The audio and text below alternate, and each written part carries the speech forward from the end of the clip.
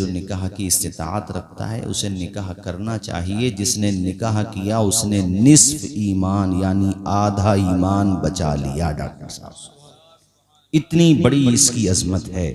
तो दुनिया में जहां तक भी कलीम भाई हमारी ये बात पहुंचे, हम ये बताना चाहते हैं कि मुसलमानों को निकाह के हवाले से बहुत सोच समझ के कदम बढ़ाना चाहिए।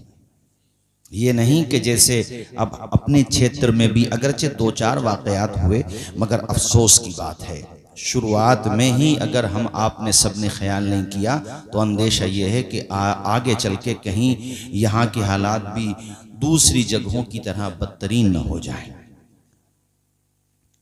जैसे अब यहाँ आज प्रोग्राम है, इन्होंने तो नहीं मानी किसी की बात, किसी ऐसे आदमी की बात जो शरीयत के खिलाफ मशवरा दे, नाचने गाने का प्रोग्राम बताए, डीजों के आगे रीचों की तरह नाचने का मशवरा दे, गैर शरई काम करने का मशवरा दे। इन्होंने नहीं माना, बल्कि इन्होंने वो किया जो एक साहिब ईमान को, हुजूर के गुलाम को करना चाहिए।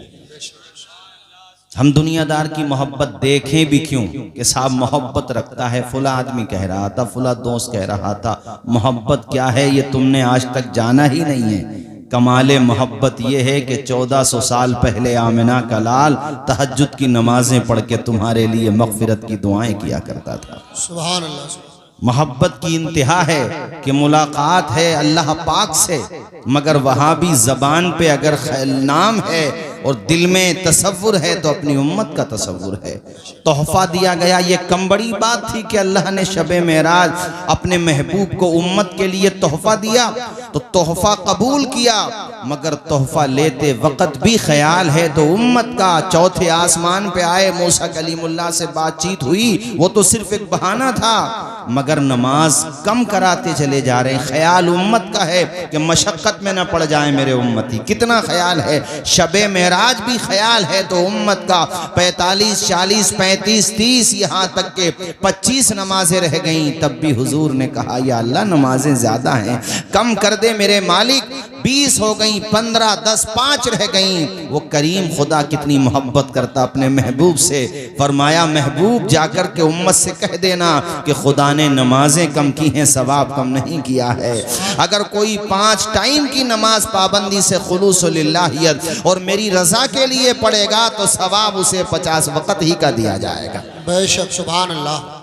कितनी मोहब्बत अल्लाह पाक फरमाता आपसे, और आप बदले में क्या करें। अभी कारी जैगम साहब मेरे पास वीडियो एक हफ्ता पहले पता नहीं कहाँ का है, बहरहाल है अपने मुसलमानों ही का। वो बाद में तो पुलिस की रेड पड़ गई वहां पे, और पढ़ना चाहिए थी, काम ही ऐसा था। 20 लाख रुपया बारात जब गई तो उसकी फैमिली वालों ने, दोस्तों ने 20 लाख रुपया ऐसे ही नोट यानी उड़ा दिया पैसा। वो बताओ, रिस्क की बेहुरमती करना, पैसे की। वो लोगों ने, जाहिर सी बात है, वैसे उसको फेंकोगे या तो किसी को दे ही दो, कम से कम किसी के काम में तो आएगा।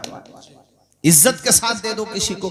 20 लाख रुपया, यानी किसी ने कहा था मुसलमानों की गरीबी देखना हो तो इनके मदरसे देखो, मस्जिदों के इमामों की तनख्वाहें देखो, इनके कॉलेजेस देखो, इस कौम में जहालतों का जो गिराफ है वो देखो। इनकी अगर गरीबी देखनी हो और मालदारी देखनी हो तो फिर इनकी शादियां देखो। जमीन भी बेचना पड़े तो बेच देगा, मगर शादी में नाक नीची नहीं होने देगा। हालांकि याद रखना चाहिए, नाक जिसकी सबसे ज्यादा ऊंची कही जाती थी, जो अपने आप को यह कहता था कि मेरी नाक कभी नीची नहीं होगी, उसकी नाक में भी आखिर में लंगड़ा मच्छर चला गया था।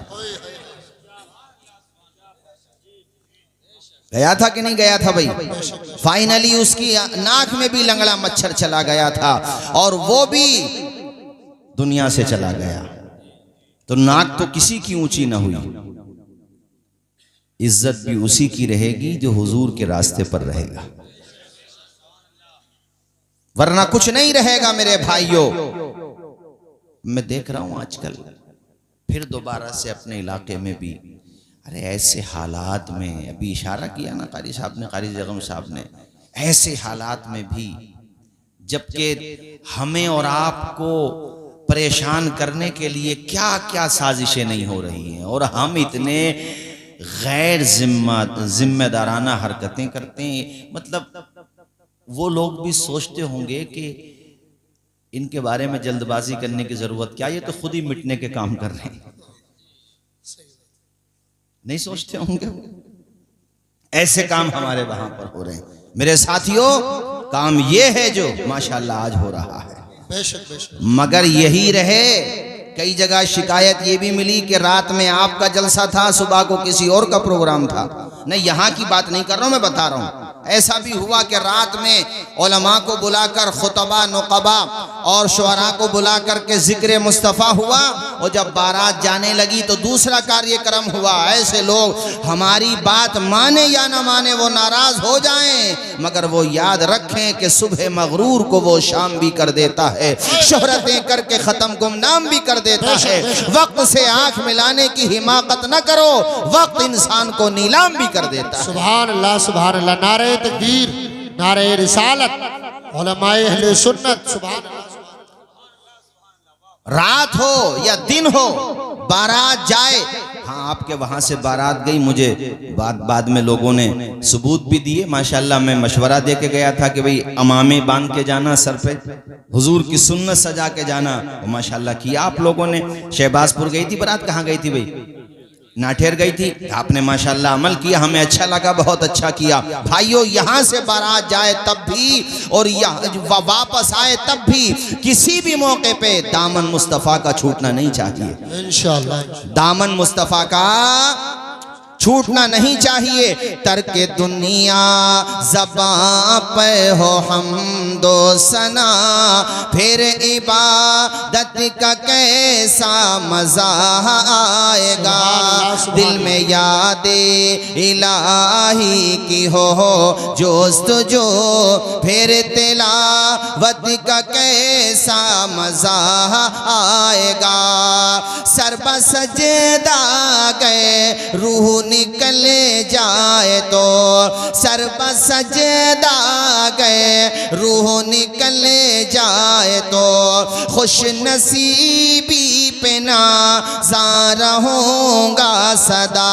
लोग मुझको उठाए मैं उठ ना सकूं, लोग मुझको उठाए मैं उठ ना सकूं, तब इबादत का कैसा मज़ा आएगा। रोज़ा-ए मुस्तफ़ा देख आए सभी, और अभी क्या बात बोलो इंशाअल्लाह। रोज़ा-ए मुस्तफ़ा देख आए सभी, आरज़ू जुस्तजू हर घड़ी है यही, लब पे नहाते नबी गुनगुनाते। क्या बात। लब पे नहाते नबी गुनगुनाते रहे, फिर जियारत का कैसा मज़ा आएगा। लब पे नहाते नबी गुनगुनाते रहे, फिर जियारत का कैसा मज़ा आएगा। हमको बतला गए हैं ये इब्ने अली। सुभान अल्लाह। जरा जोर से बोलो। हम अबू बकर वाले भी हैं, है सुभान अल्लाह। उमर वाले भी हैं, हमारे हाथ में दामन उस्मान का भी है, और अल्हम्दुलिल्लाह अली वाले भी हैं। बल्कि मैं कहूँगा हम ही अली वाले हैं। गलत तो नहीं कहा? हम ही। तो एक नारा जरा जोर से लगाओ, नारे हैदरी। कभी दीवार हिलती है, कभी दर कांप जाता है, अली का नाम सुनकर अब भी खैबर, आवाज आए अब भी खैबर। हमको बतला गए हैं ये इब्ने अली, यानी हुसैन इब्ने अली।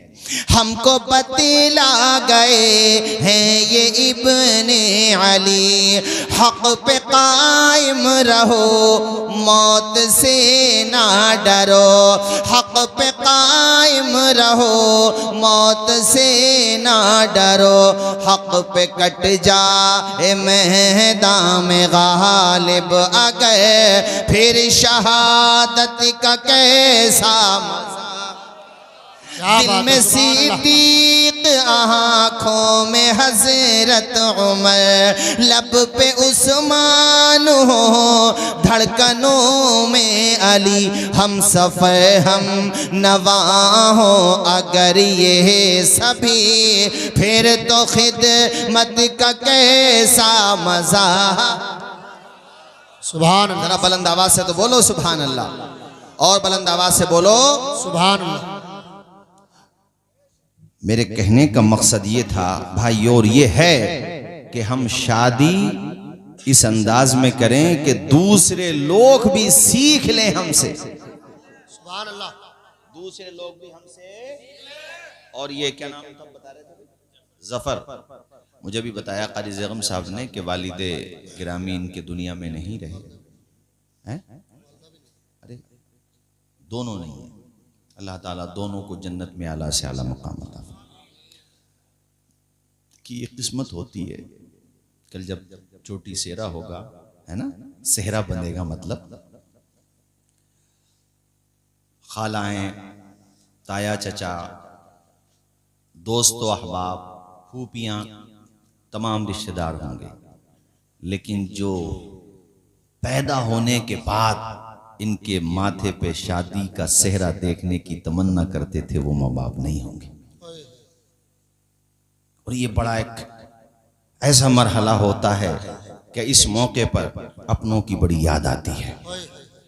मैं तकरीरों में मशवरे देता हूँ ये कि जब दूल्हा बन जाओ तो पहले तो ये बारात ले जाने का जो सिलसिला अपने वहाँ पे ताख़ीर के साथ शुरू हो गया, दोबारा से इसको बंद करना चाहिए। बारात जल्द अज जल्द लड़की वालों के वहाँ पहुँच जाए ताकि उनके खाने में किसी तरह की परेशानी ना हो, जितनी जल्दी हो सके बारात पहुँच जाए। पहली बात तो बारात जल्दी लेके जाओ और थोड़ा 10 मिनट एक्स्ट्रा लेकर के चलो। क्यों? इसलिए कि गांव से बारात बाद में बाहर निकले, पहले कब्रिस्तान पे जाके मरहूमैन की रूहों को सवाब पहुंचा दिया जाए। उनकी कब्रों पे जाओ, चूंकि तुम उनके बेटे हो, उनकी रूह को भी बड़ी मसरत मिलेगी। माँ बाप तो ऐसी हस्ती होती हैं, अल्लाह अकबर, कि शादी की सबसे ज्यादा अगर किसी को खुशी होती है तो वो माँ और बाप ही तो होते हैं। सबसे ज्यादा खुशी आपने देखा होगा जब बेटे के सर पे बेटे के माथे पे शादी का सेहरा सजता है और लोगों की तवज्जो उस तरफ नहीं होती, मगर कभी गौर से देखना कि बाकी लोग मुस्कुरा रहे होते हैं मगर हस्ती माँ बाप की होती है, भाई बहनों की होती है, जिनकी आंखों में पानी टपक रहा होता है, जिनकी आंखें नम होती हैं। या अल्लाह, ये आंसू कैसे हैं? जवाब मिला, ये गम के आंसू नहीं है, एक खुशी की तमन्ना थी, एक ख्वाब था जो ख्वाब अल्लाह ने आज पूरा किया है। उस ख्वाब के शर्मिंदे ताबीर होने पर अपने अजीजों की आंखों में आंसू आ गए हैं। माँ की भी आंख में आंसू हैं, बाप की भी आंख में आंसू हैं। ये गम के आंसू नहीं हैं, खुशी के आंसू हैं। और साहिबो, यहाँ ये भी कहना चाहूँगा, सिर्फ शादी के मौके पर माँ बाप को खुशी में न रुलाओ, मैं तो ये कहता हूँ माँ बाप को बार बार रुलाओ, मगर गम के आंसू नहीं, खुशी के आंसू रुलाओ। माँ बाप को खुशी के आंसू रुलाओ। माँ बाप की बात आई तो मैं एक बड़ी अजीब मुझे बात याद आ रही है, मैं सुना देता हूँ आपको। अल्लाह अकबर कबीरा, एक बंदा होगा, उसके नामे अमाल तो ले जाएंगे, दोनों पलड़े बराबर हैं, नेकियां भी और गुनाह भी दोनों बराबर हैं। अब उसका मामला बीच में, यानी जिसको कहते हैं पेच फंस जाना। अब वो जहन्नम की तरफ भी नहीं जा रहा है, जन्नत की तरफ भी जाने का हुक्म नहीं हो रहा है। अब वो बड़ा परेशान है कि काश मुझे एक नेकी मिल जाए तो मेरा बेड़ा पार लग जाए। मगर देखिए नेकी तो ना मिल सकी, उसके नाम अमाल में एक फरिश्ता आता है और गुनाहों के पलरे में आकर के गुनाह डाल देता है, जिसकी वजह से गुनाह बढ़ गए। फैसला होता है जहन्नम में जाने का, इसको जहन्नम में जाने का ऑर्डर होता है अल्लाह पाक की तरफ से। अब उसको जहन्नम में ले जाया जाता है। जरा सोचो क्या बीच रही होगी कि एक नेकी मिल जाती तो मेरा काम बन जाता। वो कहता है फरिश्तों से, जरा मुझे ये तो बताओ ये कौन सा गुनाह था जिस गुनाह ने मेरे लिए जहन्नम का फैसला लिख करवा दिया है, जिस गुनाह की वजह से मैं जन्नत में नहीं जहन्नम में जा रहा हूँ। अल्लाह अकबर कबीरा। उसको बताया जाता है कि एक मर्तबा तुमने झुंझला करके गुस्से में भर करके अपने बाप के लिए उफ कह दिया था। उफ कह दिया था। आजकल तो लोग गालियां तक बक रहे हैं माँ बाप को। हर गांव में मोहल्लों में तुम्हें चंद लोग ऐसे मिल जाएंगे जिनके माँ बाप पसे पुष्ट ये कहते हैं कि ऐसी औलाद से तो बे औलाद अच्छे। नहीं मिलते, बोलो नहीं मिलते। कितनी दुखी होगी वो माँ, जरा तसव्वुर कीजिए। जिस माँ ने तुझे मांगने के लिए कितनी मन्नतें की, कितने रोजे रखे, कितनी नमाजें पढ़ी, कितने नवाफिल पढ़े, तहज्जुद के सजदे किए, जिसने जो कह दिया वो अमल किया ताकि उसकी गोद भर जाए। और खुदा ताला ने औलाद की शक्ल में, तेरी शक्ल में यानी औलाद दी तो तेरी शक्ल में माँ की गोद भर दी और जवान होकर के तूने कितना दुखी कर दिया होगा। वो बाप किस कदर दुखी होगा, वो माँ किस कदर दुखी होगी जिनकी जबान से ये जुमले निकले कि ऐसी औलाद से बे औलाद अच्छे। किस कदर परेशान होने की अलामत है। माँ बाप ये जुमले कह रहे हैं। आजकल कितने आपको मिल जाएंगे, ओ साहिबो इन्हें तकलीफ न दो, ये नहीं रहे तो रोने के अलावा कुछ नहीं रहेगा तुम्हारे पास। आज तुम्हें उनका डांटना समझाना बुरा लगता है, मगर याद रखो इनकी आवाज़ को भी गनीमत जानो। जिस दिन हमेशा के लिए खामोश हो गई, दीदार करने के लिए कब्रिस्तान जाना पड़ेगा।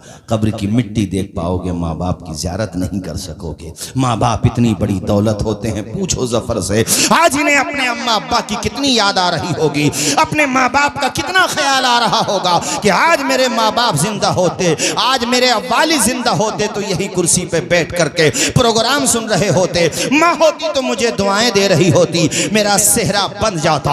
अपनी आंचल, अपने आंचल का टुकड़ा मेरे सर पे रख देती माँ और उस आंचल की बरकतें मिलती मुझे जिंदगी भर। ओ मेरे भाइयों, जिनके माँ बाप नहीं उनसे पूछो माँ बाप क्या होते हैं। उन्हें तकलीफ ना दो, उन्हें परेशान ना करो, उनको अजियत ना दो।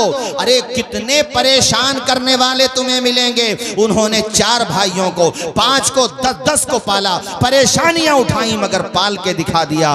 और जब नंबर तुम्हारी खिदमत का आया तो 1 महीने रोटी खिलाई जा रही है। और उसमें भी पता ये चला है कि बाज जगह तो ऐसा करने लगे लोग कि माँ को एक भाई खाना खिला रहा है तो बाप को दूसरा भाई खाना खिला रहा है, और उसमें गिने जा रहे हैं दिन। अब यहाँ मैं औरतों से भी एक बात कहना चाहता हूँ, अपनी बेटियों और बहनों से भी एक बात कहना चाहता हूँ कि मेरी बहनों, मेरी बेटियों, ये बताओ, तुम जिस माँ बाप की बेटी हो, तुम्हारा भी कोई भाई है, उसके घर में भी दुल्हन आई है।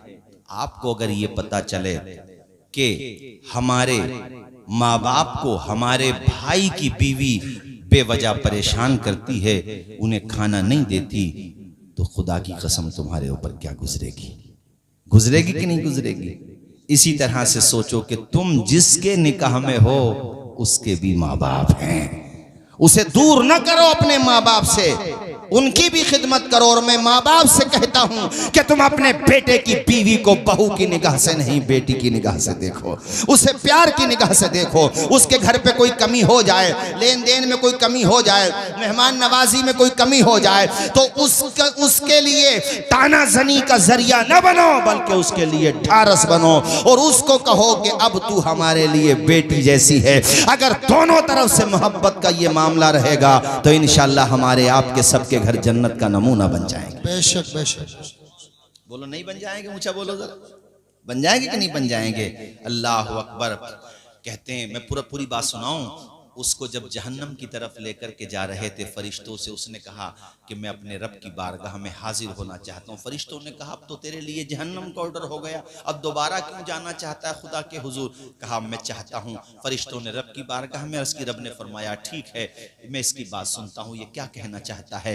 वो अर्ज करता है, सुनो कारी साहब, वो अर्ज करता है, या अल्लाह मैं जब जहन्नम की तरफ जा रहा था, तवज्जो से सुनो, मैं जब जहन्नम की तरफ जा रहा था तो मैंने बड़ा अजीब व गरीब मंजर देखा जिसने मेरा गम बढ़ा दिया, मेरी फिक्र बढ़ा दी। रब फरमाता है तूने क्या देखा? कहा या अल्लाह मैंने देखा कि मेरे बाप को भी जहन्नम की तरफ ले जा रहे हैं फरिश्ते।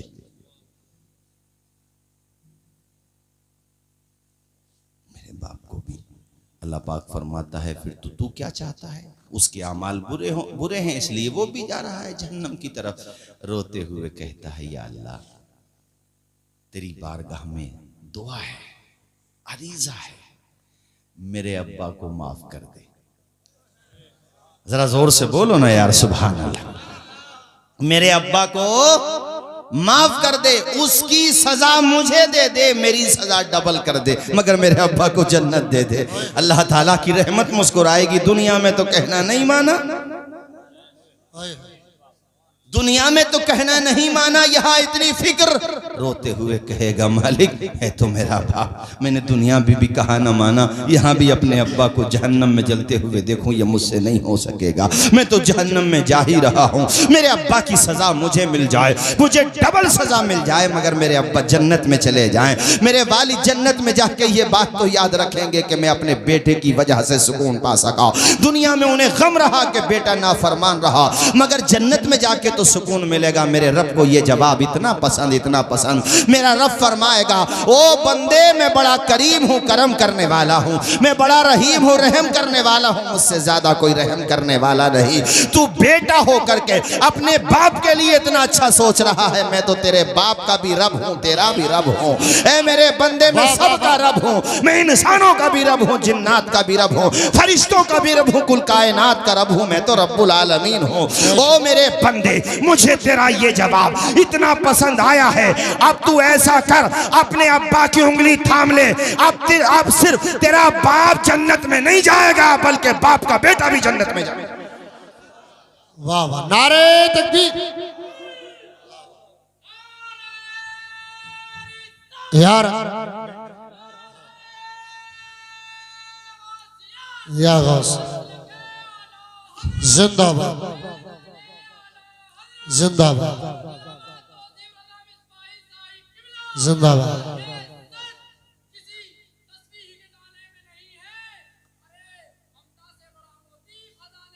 क्या बात,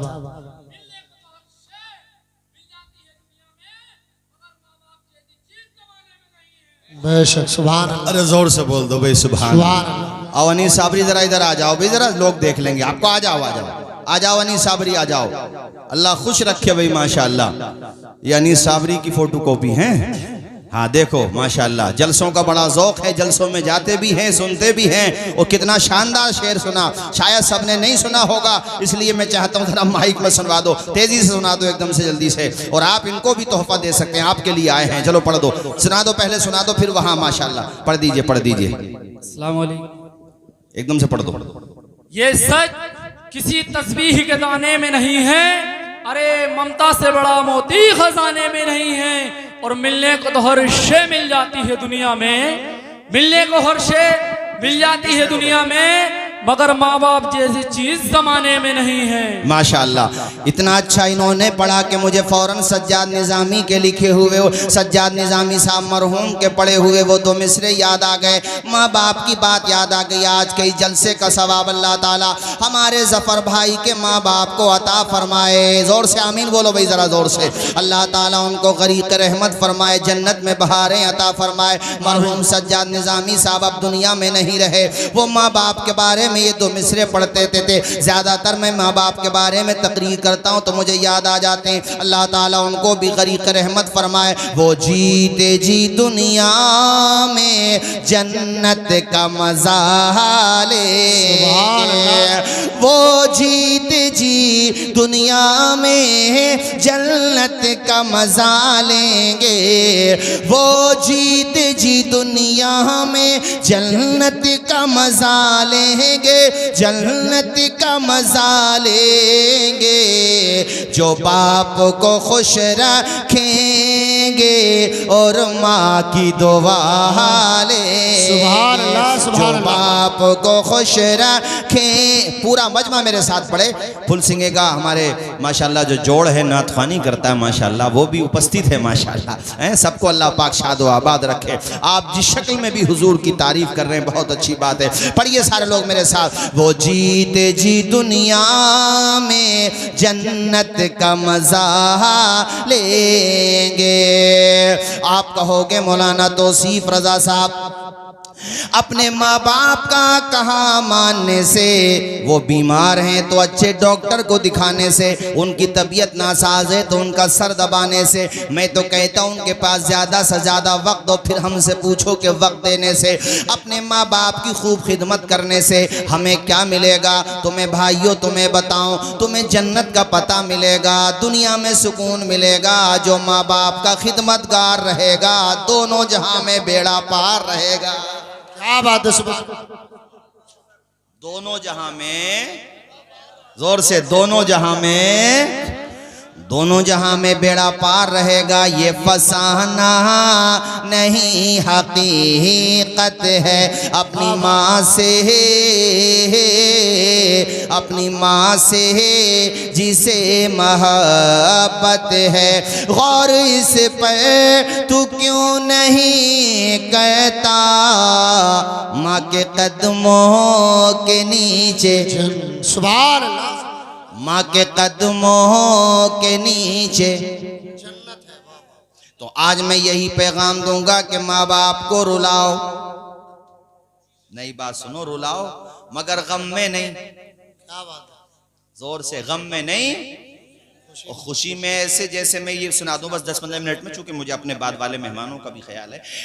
खुशी में ऐसे रुलाओ कि इतने कामयाब हो जाओ, इतने कामयाब हो जाओ कि तुम्हारे पीठ पीछे तुम्हारे अब्बा या तुम्हारी वालदा यानी तुम्हारी अम्मी या तुम्हारे अब्बू, अरे चलो तुम्हारी मम्मी या डैडी, वैसे मम्मी अम्मी रहें तो सही है। हाँ, ये भी नया कल्चर चला। आज से खासी अम्मी अम्मी बोलते थे, अब मम्मी कहने लगे। और बाद जगह तो मम्मी भी खत्म हो गया, मोम कहने लगे।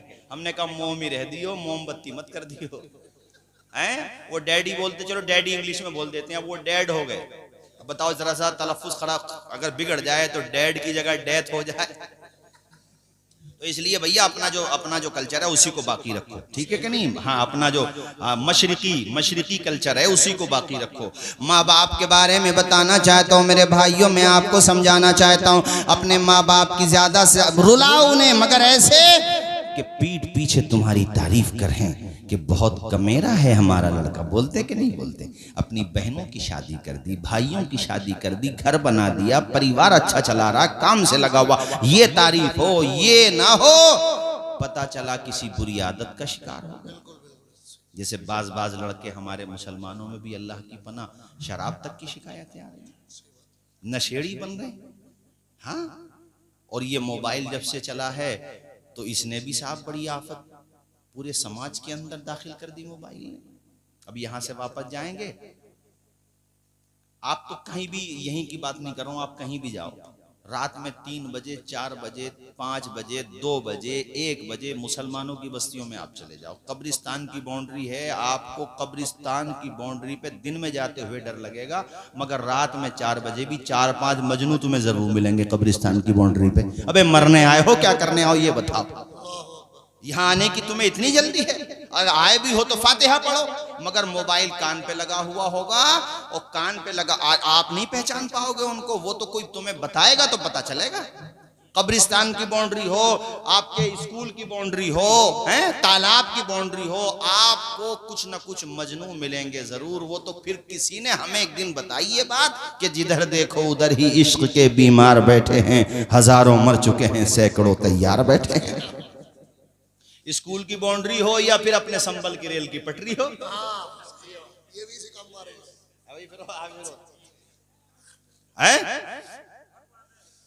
गलत तो नहीं कहा भाई डॉक्टर साहब हमने? पुलिया पे जरूर मिलेंगे, ये काम मुसलमानों के रह गए। भाइयों, तुम इस काम के लिए नहीं आए हो, तुम दुनिया में पढ़ने के लिए आए हो। बस आखिर में बता दूं कि हमें अपने बच्चों को पढ़ाना है। ये मन बना लो, पढ़ाओ। और ये कभी मत सोचो यार पढ़ाई के लिए तो पैसा चाहिए। वैसे ज्यादातर दुनिया में उन्हीं लोगों ने नाम रोशन किया है जिनके बाप के पास पैसा नहीं था। बहुत काम की बात बता रहा हूँ। पैसे वाला तो ये सोचता मेरे अब्बा पे बड़ी जायदाद है, मैं पढ़ के क्या करूंगा, अंगूठा छाप ही रह जाता, इल्ला माशाल्लाह।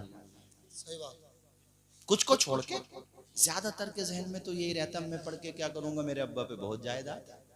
और नील बटा नील, जीरो बटा सन्नाटा। पोल तब खुली जब निकाह हुआ कि कुछ नहीं आता जाता। अभी एक निकाह की महफिल में हम भी पहुंचे, निकाह खैर दूसरे कारी साहब पढ़ा रहे थे, कारिया नादिल साहब। तवज्जो है आपकी? मेरे कहने का मकसद भाइयों ये है आपसे कि दौलतमंद हो तब भी नहीं है तब भी पढ़ाओ बच्चों को, ताकि तुम्हारे माँ बाप का सीना फख्र से चौड़ा हो जाए। अरे चौड़े का मतलब यह है कि उनको फख्र हो। उमर जैसे एक लड़का था गोविंद जायसवाल, बनारस का। इतनी पुअर फैमिली थी उसकी, इतनी गरीब फैमिली थी कि उसका बाप रक्षा चलाता था। जिसका बाप रक्षा चलाता हो, गुर्बत का अंदाजा आप लगाइए। घर का खर्चा उन्हीं पैसों से चलता। स्कूल में पढ़ता था बेचारा, जो गांव के स्कूल होते हैं। अच्छा, गांव के स्कूल जो सरकारी स्कूल हैं, ये बात मेरी ऊपर तक जाए अगर, मैं कहूँगा कि इनको केयर किया जाए, इन पे अगर मेहनत की जाए और हर जगह के ऊंचे लेवल के जो अधिकारी होते हैं वो इस पे मेहनत करें, तो यकीनन यहाँ से भी बेहतरीन तालीम दी जा सकती है। तो खैर, पहले के लोग नहीं होते थे सरकारी स्कूलों में पढ़ो, कितने शानदार होते थे कि नहीं होते थे? अब निजाम बिगड़ गया। तवज्जो फरमाइए, गोविंद जायसवाल पढ़ते थे स्कूल में, तो बहरहाल वो उन्हीं के आसपास का या उन्हीं की बस्ती का या दूसरी बस्ती का, बहरहाल कोई अमीर लड़का था, उससे दोस्ती हो गई। वो किसी दिन अमीर लड़के के साथ चले गए उसके घर पे। अमीर बाप ने अपने घर के आंगन में गरीब आदमी को देखा, फटे हुए कपड़े, पसीने की बदबू, उसको बड़ी इंसल्ट लगी। हालांकि अमीर हो या गरीब, जाना सबको कब्र ही में है। दूसरे समुदाय में हो तो भाई उनका भी अंतिम संस्कार की एक ही प्रक्रिया होती है। वो चंदन की लकड़ी का फर्क हो या दूसरी का, बहरहाल अमीर गरीब में आखिरी संस्कार में तो कोई डिफरेंस नहीं होता। हमारे वहां सबको कब्र में ही जाना है। कफन के कपड़े की क्वालिटी का फर्क हो सकता है, बस। जाना तो सबको कब्र में, ये नहीं भाई, जाना सबको। तो मैं बता रहा हूं, बहरहाल इंसान की सोच होती है।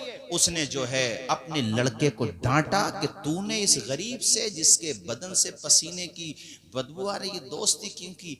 गोविंद जायसवाल कहते हैं ये बात मेरे दिल को चुभ गई और मैंने अपने घर पे आके अपने पिताजी को ये बात बताई और पूछा कि मुझे तरक्की करना है, लाइफ में प्रोग्रेस करना है, मैं इंसल्ट बर्दाश्त नहीं कर सकता।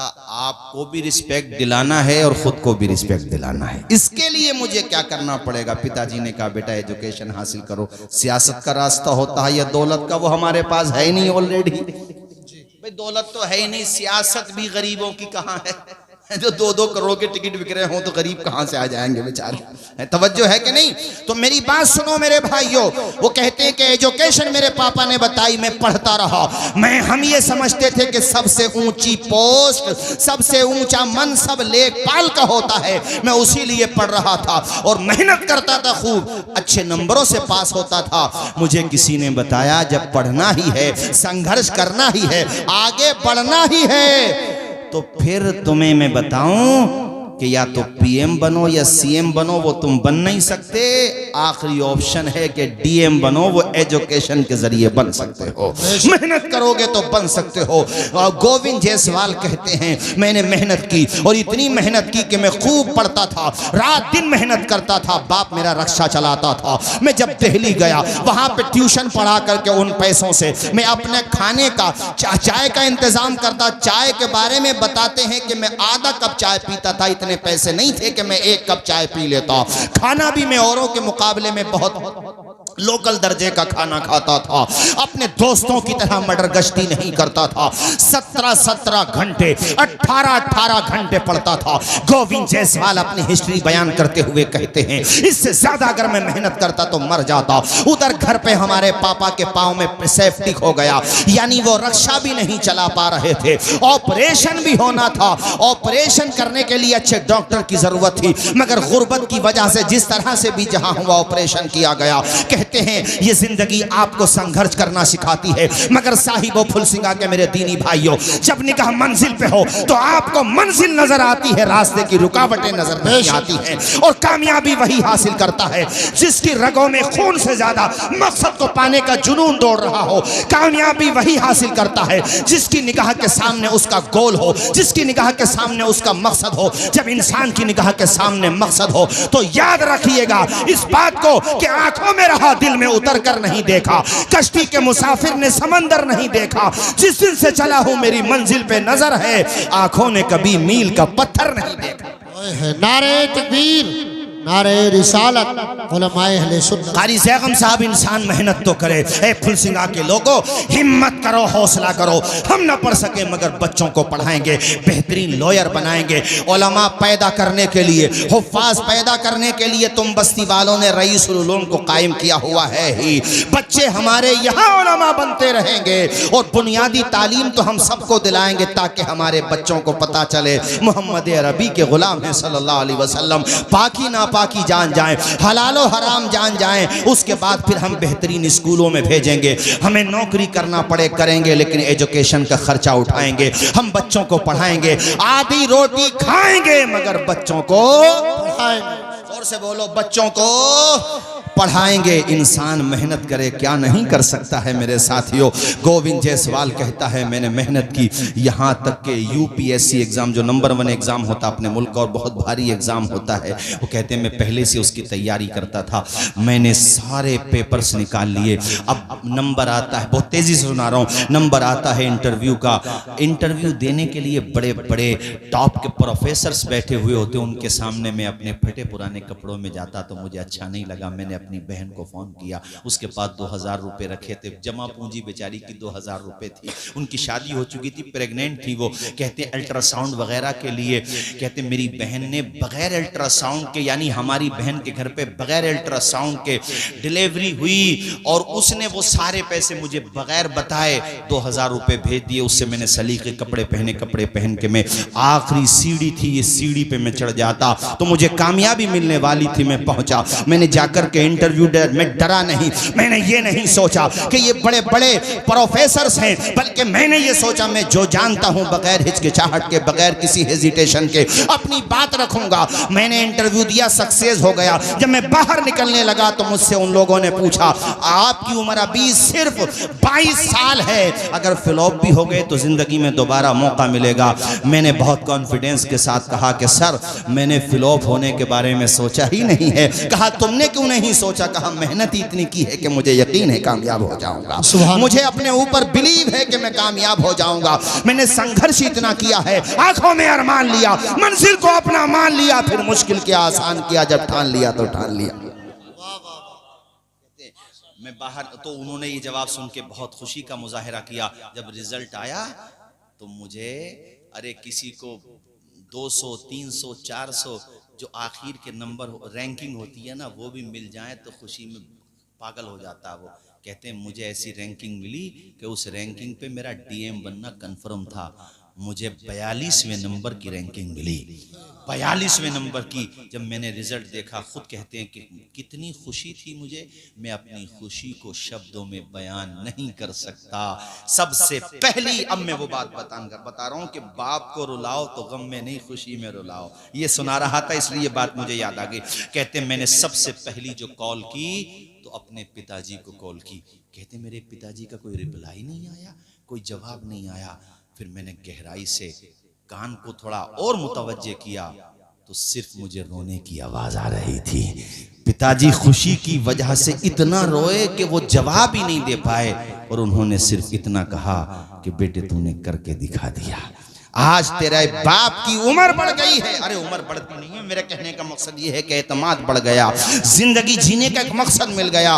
और चंद दिनों पहले ये वाकया उसके पिताजी के साथ हुआ था कि उसके पिताजी के रक्शे पर एक होमगार्ड ने डंडा इतनी जोर से मारा कि उसके टायर में जो है सुराख हो गया, पंचर जिसको कहते हैं। तो किसी एडवोकेट थे, कोई उन्हीं के गांव के इत्तेफाक से थे वहां पर। तो उस एडवोकेट ने उससे कहा होमगार्ड से, तुम्हें पता है इनके बेटे यूपीएससी एग्जाम निकाल रहे हैं। इतना जब सुना तो उसने मजाक सा उड़ाया कि इनके बेटे, इनके बेटे।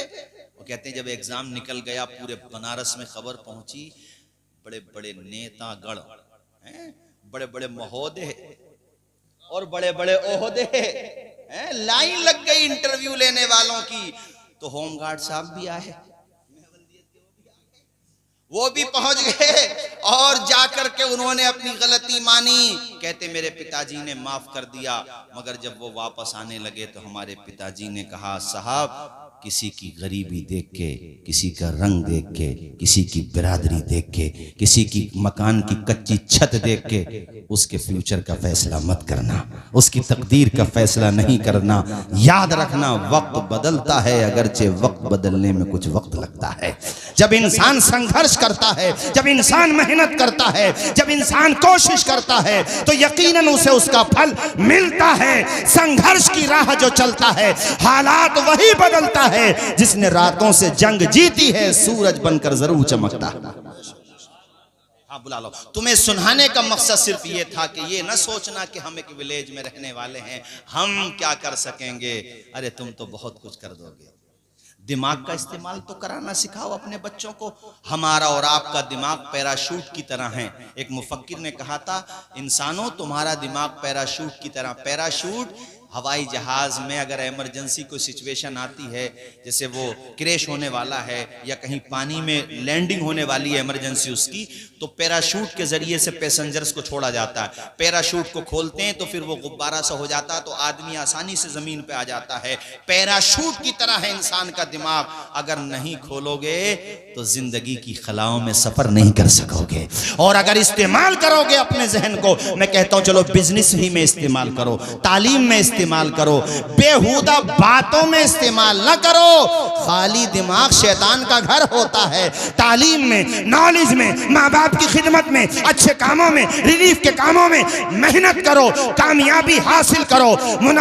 राहत इंदौरी ने कहा था, परों को खोल जमाना उड़ान देखता है, जमीन पे बैठ करके आसमान देखता है। बेशक बेशक बेशक, परों को खोल जमाना उड़ान देखता है। वाह वाह। और इसकी शुरुआत आदमी को कर देना चाहिए। बिजनेस कर, अब जितने जैसे अपने यहाँ के कितने लोग होंगे माशाल्लाह, अहमदाबाद में जाके तरक्की की भाई, आपके फुल सिंह अहमद आला हैं, रामा बुजुर्ग बहुत हैं।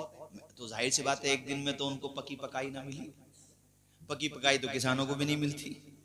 पहले उसको, हाँ भाई, पहले उसको दाना, उसके बाद भी एकदम से बाहर नहीं आना है। अभी तो फसल पकाना, उसके लिए कितने पीरियड्स आते हैं, कितने टाइम्स गुजरते हैं, तब जाकर के हैं। वो कहा ना कि मिटा दे अपनी हस्ती को अगर कुछ मर्तबा चाहे, कि दाना खाक में मिलकर, आवाज आए कि दाना खाक में मिलकर। यार कश्ती जब लहरों से टकराती है तो किनारे तक पहुंच ही जाती है। लोहार जब कुटाई करता है ना उसकी लोहे की, तो वो कुंदन बन ही जाता है। चूंटी भी जब अपनी मंजिल की तरफ जाती है, दीवार पे देखा होगा, गिरती है, फिर चढ़ती है, फिर गिरती है, मगर फाइनली उसे भी कामयाबी मिल जाती है। वो चूंटी हिम्मत नहीं हारती। यार तुम तो अशरफुल मखलूकात हो। संघर्ष तो करना सीखो। सिर्फ बैठकों पे बैठ के किसी के कपड़ों पे तबसरा करने से, किसी ने अच्छा मकान बना लिया, टाइल्स लगा ली, तरक्की कर ली, उसके बारे में तबसरा करने से तो ना कल मसला हल हुआ था, ना आज मसला हल हुआ है, बल्कि मसाइल पैदा और हो जाएंगे। नारे तकबीर, नारे रिसालत, उलमाए अहले सुन्नत, मसलक आला हजरत शायर इस्लाम सैफ रजा कानपुरी, नारे तकबीर, नारे रिसालत। आ जाओ भाई। हमारे कारी सदाकत साहब किधर चले गए? इमाम साहब गुजर गए क्या? अरे यहाँ से गुजर गए क्या? बैठ, ये हमारे माशाल्लाह बड़े, बैठो भाई साहब। हाँ माशाल्लाह। अभी सुनेंगे आप कानपुर की सरजमीन से तशरीफ लाए माशाल्लाह। अल्लाह ने बड़ी शोहरत दी है और बहुत अच्छा भी पढ़ते हैं माशाल्लाह। और अभी आप बस 5, 7 या 10 मिनट में अपनी गुफ्तगू खत्म करूंगा। इमाम साहब ये फुलसिंगा वाले अब आपको परमानेंट इन्होंने कर ही लिया है माशाल्लाह, हैं? अल्लाह खूब बरकतें अता फरमाए। भाइयों, आखिर में जाते जाते कारी जगम साहब मैं ये कहूँगा, रोटी भी ना मिले फाका कर लो, मगर बच्चों को जोर से, बच्चों को इसके अलावा रास्ता नहीं बचा। बाकी में कुछ और, आप तालीम पर ध्यान दें, अपने बच्चों को दुनिया की खलाओं में परवास करना सिखाएं। अंजाम उसके हाथ है, आगाज करके देख, भीगे हुए परों से परवास करके देख। पढ़ाने का मन बना लो, ठान लो कि भैया बता के गए थे कुछ भी हो जाए मगर बच्चों को पढ़ाना है। आवाज आए बच्चों को। कुरान शरीफ तभी तो बेटा पढ़ेगा कब्र पे जाके जब पढ़ा हुआ होगा। हाफिज कुरान बनाना भी बहुत बड़ी बात है, और वो हाफिज ये सोचें कभी अपना मन छोटा ना करें, यार सैलरी कम है, ये तो गलती है, इंसानों की कम दे रहे हैं सैलरी, मुसलमान सैलरी तो बढ़ानी चाहिए, मगर कम भी दें तब भी दिल थोड़ा ना करें, इसलिए कि दुनिया तुम्हें इसका सिला दे ही नहीं सकती है। तुम तो कुरान पढ़ते रहो, तिलावत करते रहो, बच्चों को पढ़ाते रहो, तुम्हें तो मकाम इतना बुलंद मिलेगा कि जब जन्नत में रब के करम से, रब के फजल से एंट्री करोगे, रब फरमाएगा ओ हाफिज कुरान पढ़ना शुरू कर दे। कुरान तरतील के साथ पढ़, ठहर ठहर के साथ पढ़, कुरान पढ़ता जा, आगे जोर से आगे, आखिरी मंजिल तेरी वही होगी जहां वन्नास की आखिरी सीन होगी। तो कितना ऊंचा मकाम मिल गया है, फजल रब्बुल औला, और क्या चाहिए, मिल गए मुस्तफा, और क्या चाहिए। इसलिए हुफ्फाज उलमा कुर्रा से मैं कहूंगा कि ये देखो मसाजिद में जो मकतब पहले अपने यहाँ पे चल रहा, मकतब यहाँ पे तो चलो मदरसा है ही माशाल्लाह, मस्जिदों में मकतब चलते थे नहीं चलते थे? पहले हाफिज साहब पढ़ाते थे, नाजरा पढ़ते थे। अब मुझे ये फिक्र होने लगी है, मैं देखता हूँ अपने इलाके में ये रिवाज खत्म हो गया, तनख्वाह भी बढ़ाओ और ये बच्चों को भी पढ़ाओ, मकतब की सूरत में भी, मसाजिद में भी। अरे मस्जिद नबवी ही में तो सबसे पहला मदरसा कायम हुआ था, सुफ़ा का चबूतरा, असहाबे सुफ़ा वहीं पे तो पढ़ते थे। अल्लाह अकबर, उनकी भी बड़ी प्यारी दास्तान है, खाने को खुदा की कसम खाना तक नहीं होता था। कितनी दफा तो ऐसा, हजरत अबू हुरैरा कहते हैं इतनी भूख थी कि भूख की वजह से मैं बाहर आ गया। अबू बकर सिद्दीक आए तो मैंने ये सोचा कि ये मुझसे खाने को कहेंगे, मगर वहाँ पे भी कुछ नहीं था। हजरत उमर आए, कहते हैं फिर जाने आलमीन आ गए, मेरा चेहरा देख के समझ गए मुस्तफ़ा के अबू हुरैरा को खाने की ज़रूरत है। घर पे ले गए हुजूर, कहा आयशा घर पे कुछ है? कहा हुजूर एक प्याला दूध है। हुजूर ने इरशाद फरमाया अबू हुरैरा ये दूध का प्याला पकड़ो। अबू हुरैरा कहते हैं मैं सोच रहा था हुजूर फौरन कह दे तो मैं फौरन पी जाऊं, भूख कितनी थी, मगर हुजूर ने कहा अबू हुरैरा रुको, अभी अपने साथियों को भी बुला करके लाओ। जरा जोर से बोलो ना यार सुभान अल्लाह। अपने साथियों को भी, अब सारे साथी आ गए, अब वो सब आ गए। हुजूर फरमाते हैं अबू हुरैरा सबको पिलाओ। अबू हुरैरा जानते थे, मगर फिर भी इंसानी एक तकाजा होता है यार। कहते थे मैं कभी दूध को देखता था, कभी पीने वालों की तादाद देखता था, मगर यकीन था मैं दूध पे भरोसा नहीं कर रहा था, पिलाने वाले मुस्तफ़ा पे भरोसा कर रहा था। मेरे करीम से अगर कतरा किसी ने मांगा, दरिया बहा दिए हैं, दुर्बे बहा दिए हैं। जब आ गई हैं जोशे रहमत पे उनकी आंखें जलते बुझा दिए हैं, रोते हंसा दिए हैं। रोते हुए सहाबा मुस्कुराने लगे और हुजूर की अदाओं को देख के उनके लबों पे मुस्कुराहटों के गुलाब खिल गए। अल्लाह के पैगंबर ने सबको वो दूध नोश करने का हुक्म दिया। अबू हुरैरा कहते हैं आखिर में मेरा नंबर आया, अब मैं वो दूध देख रहा हूँ, खुदा की कसम है। हजरत अबू हुरैरा कहते हैं जैसे मैंने शुरू में पेश किया था उस वक्त का एक कतरा भी दूध का कम नहीं हुआ था और सबके सब सैराब हो गए थे। अब फिर भी कोई कहता हुजूर हमारी तरह है तो उसे आईने में मुंह देखना चाहिए। गलत तो नहीं कहा मैंने? है हुजूर की तरह 70 सहाबा थे कमोबेश, बहरहाल मुताद्दिद सहाबा किराम थे। काफी दिनों के बाद हदीस सुना रहा हूं, तो चूंकि कैमरे लगे हुए हैं और मैं ये चाहता हूं कि स्टेज से शायर हो, खतीब हो, नकीब हो, कसे बाशद कुजा बाशद, गैर शरी न वो तकरीर करे न वो शेर पढ़े। चूंकि फिर होता यह है कि अहले सुन्नत के उलमा की जगहसाई होती है, लोग उसका मजाक उड़ाते हैं। तो जो भी बात हो, इसलिए भाई मैंने खुद भी कह दिया, इंसान हूं, चूंकि अब अचानक याद आ गई हदीस, तो मैं बता रहा हूं 70 थे या 60 थे, कमो बेश, बहरहाल तादाद इधर उधर हो सकती है, लेकिन थे अच्छे खासे, थे अच्छे खासे। सबको हुजूर पाक ने वो दूध सबने नोश कर लिया हुजूर के हुक्म से। अबू हुरैरा कहते हैं अब बस मेरा ही नंबर था, वो कहते हैं मेरा ही नंबर था, मगर आका की शान देखो। आका ने मैंने कहा हुजूर आप नोश फरमा लें, कहा नहीं अबू हुरैरा आप पियो। कहते मैंने पिया, जिसको कहते हैं ना खूब तबीयत से पिया।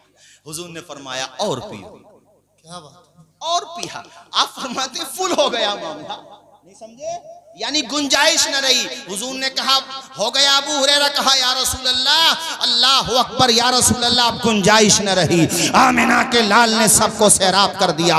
एक तरफ मुस्तफ़ा का इख्तियार देखो कि एक प्याला दूध को मेरे आका ने 70 सहाबे कराम कमोबेश आपने उनको पिला दिया, अल्लाह अकबर कबीरा। दूसरी तरफ असहाबे मुस्तफ़ा का सब्र देखो कि खाने को रहे ना रहे, पीने को रहे ना रहे, मगर सीने में इल्म रहना चाहिए, हाथों में कलम रहना चाहिए। यही आज मैं आपको पैगाम दे रहा हूं।